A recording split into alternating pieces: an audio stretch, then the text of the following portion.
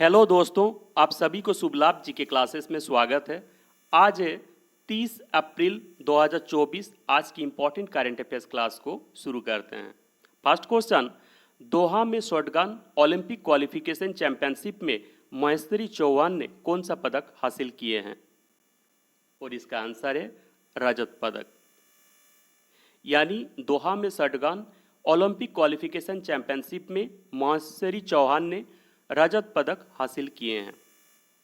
महेश्वरी ने रजत पदक के साथ भारत के लिए ओलंपिक कोटा हासिल किया है। यानी इसका आंसर क्या हो जाएगा? बी, रजत पदक। अभी हाल ही में अंशु मलिक ने भी 57 केजी महिला कुश्ती में टीम इंडिया के लिए ओलंपिक कोटा हासिल किया है। आइए अब नेक्स्ट क्वेश्चन में। हाल ही में chief of defence staff general Anil Chauhan ने किस देश की यात्रा संपन्न किए हैं? और इसका आंसर है फ्रांस। यानी हाल ही में chief of defence staff general Anil Chauhan ने फ्रांस की यात्रा संपन्न किए हैं। यानी इसका आंसर क्या हो जाएगा? A, France. Chief of defence staff general Anil Chauhan ने फ्रांस की व्यापक यात्रा संपन्न किए हैं। इस यात्रा से भारत और फ्रांस के बीच चली आ रही रणनीतिक साझेदारी की पुष्टि की है और दोनों देशों के बीच द्विपक्षीय रक्षा सहयोग को और मजबूत किया है। आइए अब नेक्स्ट क्वेश्चन में। शहरी एवं आवास एवं शहरी मंत्रालय के मामले का निर्देशक किसे नियुक्त किया गया है? और इसका आंसर है सुनील कुमार यादव। यानी सुनील कुमार यादव को आवास एवं शहरी मामले के मंत्रालय का निर्देशक के रूप में नियुक्त किया गया है। यानी इसका आंसर क्या हो जाएगा? डी, सुनील कुमार यादव। अब देखिए अदर ऑप्शन, सुशील शर्मा ये SJVN लिमिटेड के CMD बने हैं। श्रीनिवासन पालिया ये विप्रो के CEO एवं MD बने हैं। और सच्चिदानंद मोहंती इन्हें हाल ही में UGC के सदस्य के रूप में नियुक्त किया गया है। आइए अब नेक्स्ट क्वेश्चन में। पाकिस्तान के नए उप प्रधानमंत्री कौन बने हैं? और इसका आंसर है इसाक डार। यानी पाकिस्तान के नए उप प्रधानमंत्री यानी डेप्यूटी प्राइम मिनिस्टर इसाक डार बने हैं। यानी इसका आंसर क्या हो जाएगा? ए, इसाक डार। अब देखिए शहबाज शरीफ ये पाकिस्तान के हाल ही में प्रधानमंत्री बने हैं। शहबाज शरीफ काजी फैज ईसा ये पाकिस्तान उच्च न्यायालय में 29वें मुख्य न्यायाधीश बने हैं। और आसिफ अली जरदारी ये पाकिस्तान के नए राष्ट्रपति बने हैं। आइए अब नेक्स्ट क्वेश्चन में।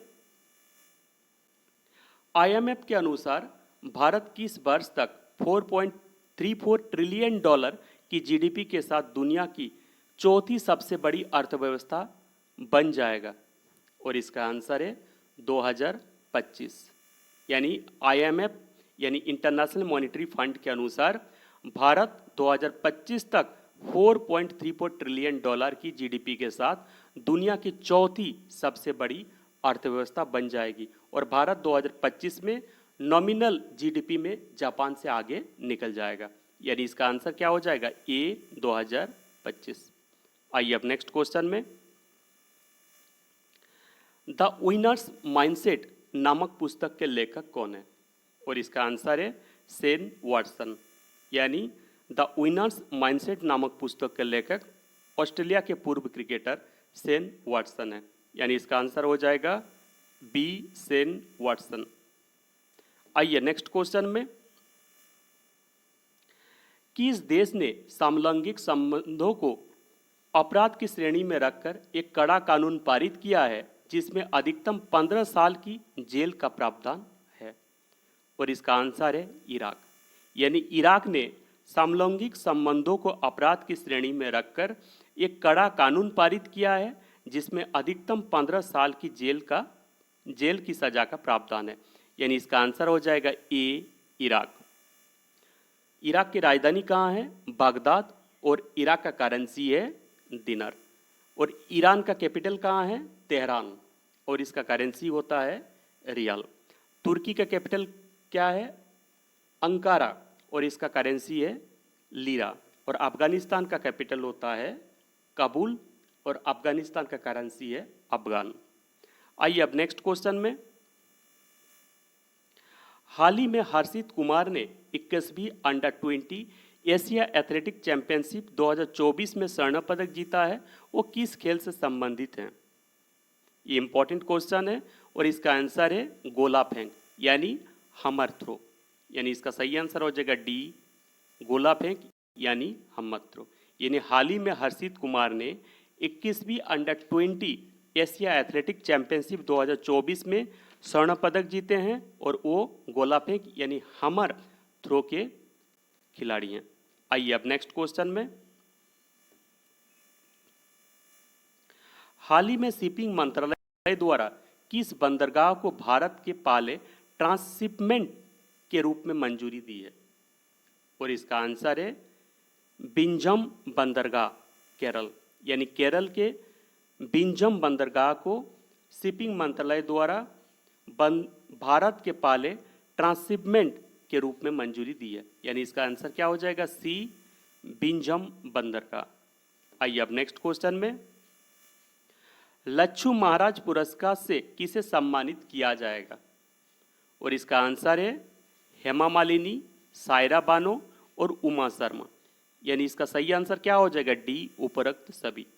यानी लच्छू महाराज पुरस्कार से सभी को, उपरोक्त सभी को, उमा शर्मा, सायरा बानो और हेमा मालिनी को सम्मानित किया जाएगा।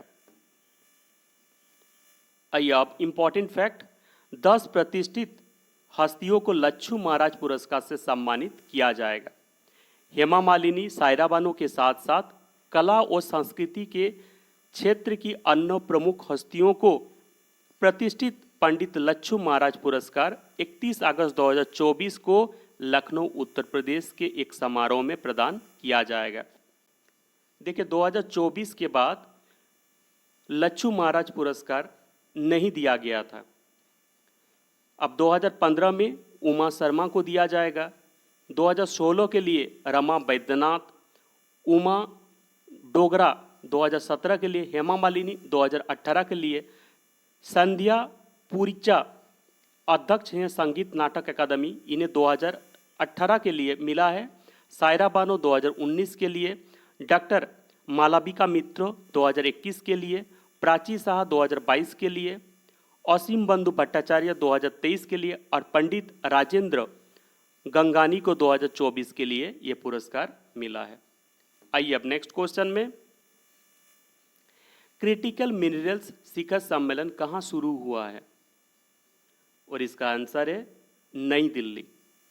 यानी नई दिल्ली में 2 दिवसीय सम्मेलन क्रिटिकल मिनरल्स शिखर सम्मेलन शुरू हुआ है 29 एवं 30 अप्रैल 2024। India habitat centre Lodhi estate नई दिल्ली में शुरू हुआ है और इसका आयोजन खान मंत्रालय द्वारा किया जा रहा है। यानी इसका आंसर क्या हो जाएगा? डी, नई दिल्ली। आइए अब नेक्स्ट क्वेश्चन में। पेरिस फ्रांस में आयोजित बेच ओपन चैलेंजर्स स्क्वैश 2024 का एकल पुरुष का खिताब किसने जीता है? और इसका आंसर है बेलावन सेंथिल कुमार। यानी पेरिस फ्रांस में आयोजित बेच ओपन चैलेंजर स्क्वैश 2024 का एकल पुरुष का खिताब बेलावन सेंथिल कुमार ने जीते हैं। यानी इसका सही आंसर हो जाएगा डी, बेलावन सेंथिल कुमार। और इसके उपविजेता कौन रहे? मेलविन साइबानिको इसके उपविजेता रहे। देखिए अभी हाल ही में सौरभ घोषाल स्क्वैश से संन्यास लेने की घोषणा किए थे। आइए अब नेक्स्ट क्वेश्चन में। गोल्डमैन पर्यावरण पुरस्कार 2024 के लिए किस भारतीय को चुना है? और इसका आंसर है आलोक शुक्ला। यानी छत्तीसगढ़ के आलोक शुक्ला को गोल्डमैन पर्यावरण पुरस्कार 2024 के लिए चुना गया है। गोल्डमैन पर्यावरण पुरस्कार को ग्रीन नोबेल भी कहा जाता है और छत्तीसगढ़ के आलोक शुक्ला जिन्हें हसदेव अरंड बचाओ संघर्ष समिति की स्थापना किया था। यानी इसका सही आंसर हो जाएगा ए, आलोक शुक्ला। अब देखिए गोल्डमैन पर्यावरण पुरस्कार पाने वाले पहले भारतीय कौन थे? मेधा पाटेकर। यानी गोल्डमैन पर्यावरण पुरस्कार पाने वाले पहला भारतीय मेधा पाटेकर थे और मेधा पाटेकर 1992 में नर्मदा बचाओ आंदोलन शुरू किए थे। यानी इसका सही आंसर क्या हो जाएगा? आलोक शुक्ला। आइए अब नेक्स्ट क्वेश्चन में, किस एआई एंकर ने लंदन में आयोजित ग्लोबल मीडिया अवार्ड्स जीता है? और इसका आंसर है साना। यानी इंडिया टुडे ग्रुप की आर्टिफिशियल इंटेलिजेंस एंकर साना ने लंदन में आयोजित ग्लोबल मीडिया अवार्ड्स 2 अवार्ड्स जीते हैं। यानी इसका आंसर क्या हो जाएगा? ए साना।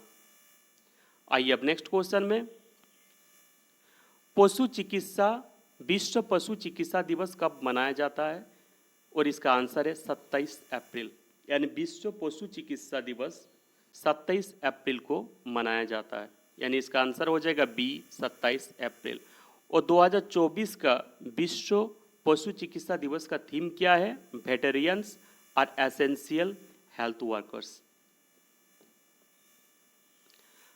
आइए अब अप्रैल महीने के महत्वपूर्ण दिवस को रिवीजन करते हैं।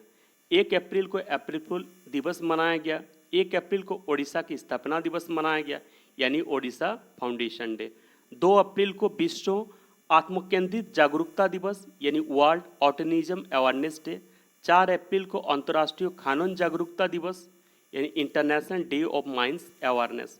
5 अप्रैल को राष्ट्रीय समुद्री दिवस यानी नेशनल मैरीटाइम डे। 7 अप्रैल को विश्व स्वास्थ्य दिवस यानी वर्ल्ड हेल्थ डे। 10 अप्रैल विश्व हेम्योपैथी डे यानी वर्ल्ड हेम्योपैथी डे मनाया गया। नेक्स्ट, 11 अप्रैल विश्व पार्किंसन दिवस यानी वर्ल्ड पार्किंसंस डे मनाया गया। 17 अप्रैल विश्व हीमोफीलिया दिवस यानी वर्ल्ड हेमोफीलिया डे मनाया गया। 18 अप्रैल विश्व विरासत दिवस यानी वर्ल्ड हेरिटेज डे मनाया गया। 21 अप्रैल राष्ट्रीय सिविल सेवा दिवस यानी नेशनल सिविल सर्विस डे मनाया गया। 22 अप्रैल विश्व पृथ्वी दिवस यानी वर्ल्ड अर्थ डे मनाया गया। 23 अप्रैल विश्व पुस्तक एवं कॉपीराइट दिवस यानी world book and copyright day मनाया गया। और 23 अप्रैल को अंग्रेजी भाषा दिवस यानी इंग्लिश लैंग्वेज डे मनाया गया। नेक्स्ट, 24 अप्रैल राष्ट्रीय पंचायती राज दिवस यानी नेशनल पंचायती राज डे। 25 अप्रैल मलेरिया दिवस यानी वर्ल्ड मलेरिया डे। 25 अप्रैल को विश्व पेंगुइन दिवस वर्ल्ड पेंगुइन डे मनाया गया। 26 अप्रैल विश्व बौद्धिक संपदा दिवस यानी वर्ल्ड इंटेलेक्चुअल प्रॉपर्टी डे। 28 अप्रैल कार्यस्थल पर सुरक्षा और स्वास्थ्य के लिए विश्व दिवस यानी world day for the safety and health workers. 29 अप्रैल को अंतर्राष्ट्रीय नृत्य दिवस इंटरनेशनल डांस डे मनाया गया। ये थोड़ा करेक्ट कर लीजिएगा, विश्व पशु चिकित्सा दिवस ये 27 अप्रैल को मनाया गया। और 30 अप्रैल को आयुष्मान भारत दिवस मनाया गया।